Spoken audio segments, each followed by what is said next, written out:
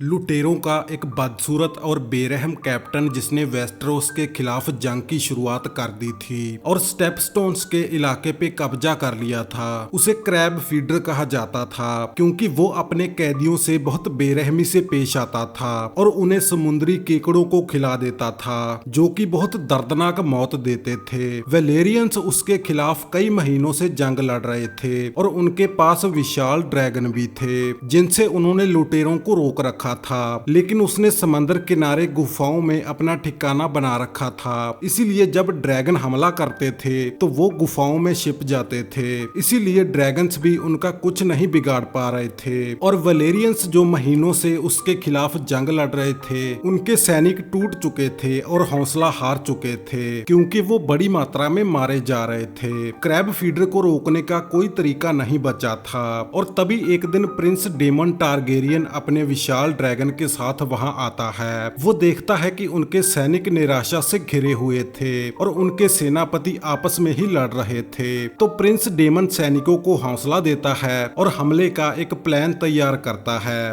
वो अकेला ही सफेद झंडा लेकर लुटेरों के कैंप में जाता है जहां चारों तरफ केकड़े और सड़ी हुई लाशें थी। वो सफेद झंडा लहराता है और अपनी तलवार निकालकर उनके सामने रख देता है। जैसे ही क्रैब फीडर देखता है कि प्रिंस डेमन खुद उसके सामने सरेंडर करने आया है और उसके साथ कोई ड्रैगन भी नहीं था, तो लुटेरे अपनी गुफाओं से बाहर आते हैं। लेकिन जैसे ही वो डेमन के पास जाते हैं तो वो उन पर हमला कर देता है, तो लुटेरे उस पर तीरों की बारिश कर देते हैं और प्रिंस डेमन तीरों से बचता हुआ और लुटेरों को काटता हुआ भाग रहा था। क्रैब फीडर देखता है कि अभी भी आसमान में कोई ड्रैगन नहीं था, तो उसके सभी आदमी गुफाओं से बाहर आते हैं और सैकड़ों की गिनती में डेमन को घेर लेते हैं। और तभी वहां वलेरियंस की सेना भी पहुंच जाती है और वो लुटेरों पर हमला कर देते हैं। तभी वहां वलेरियंस का ड्रैगन भी पहुंच जाता है। वो सभी लुटेरों का भड़ता बनाने लगता है। दोनों सेनाएं आपस में भिड़ जाती हैं और एक दूसरे को गाजर मूली की तरह काटने लगती हैं। दूसरी तरफ ड्रैगन उनके सभी तीरंदाजों को जला देता है और प्रिंस डेमन क्रैब फीडर के पीछे जाता है।